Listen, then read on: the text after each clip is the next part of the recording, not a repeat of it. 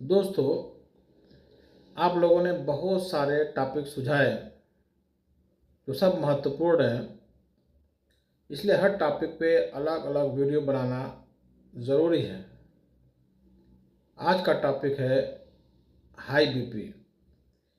ये भी एक बहुत महत्वपूर्ण टॉपिक है क्योंकि हाई ब्लड प्रेशर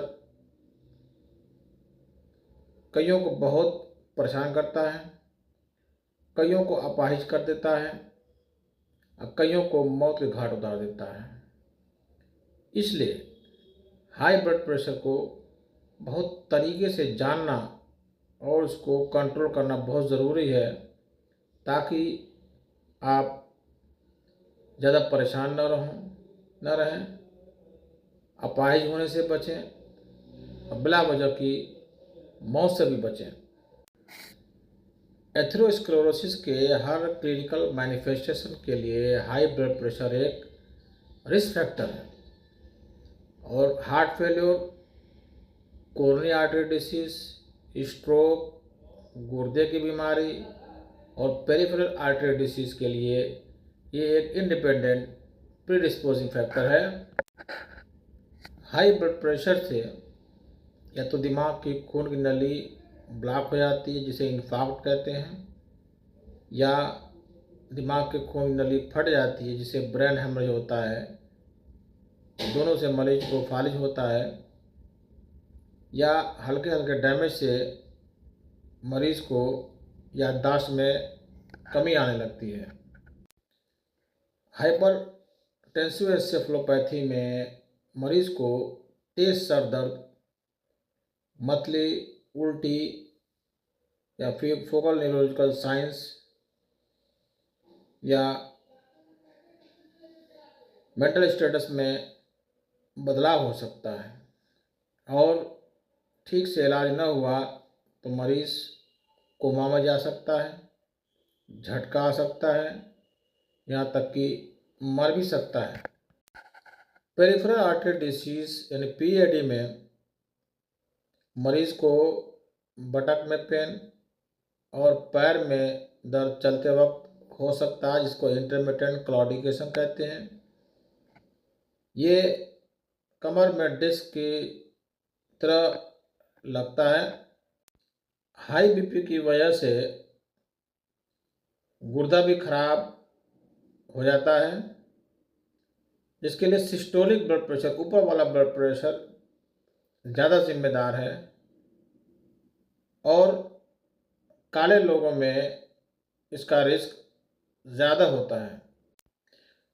नॉर्मली 120/80 को नॉर्मल बीपी माना जाता है। ऊपर का 20 पॉइंट, नीचे का 10 पॉइंट mm अगर बीपी बढ़ता है तो उसको प्री हाइपरटेंशन बोलेंगे। उससे भी 20 ज़्यादा ऊपर का सिस्टोलिक, नीचे का डायस्टोलिक 10 और बढ़े तो स्टेज 1 हाइपरटेंशन। उससे भी 20 ज़्यादा अगर 160 से ऊपर सिस्टोलिक और नीचे का 100 से ऊपर डायस्टोलिक बढ़ जाए तो स्टेज 2 हाइपरटेंशन होता है।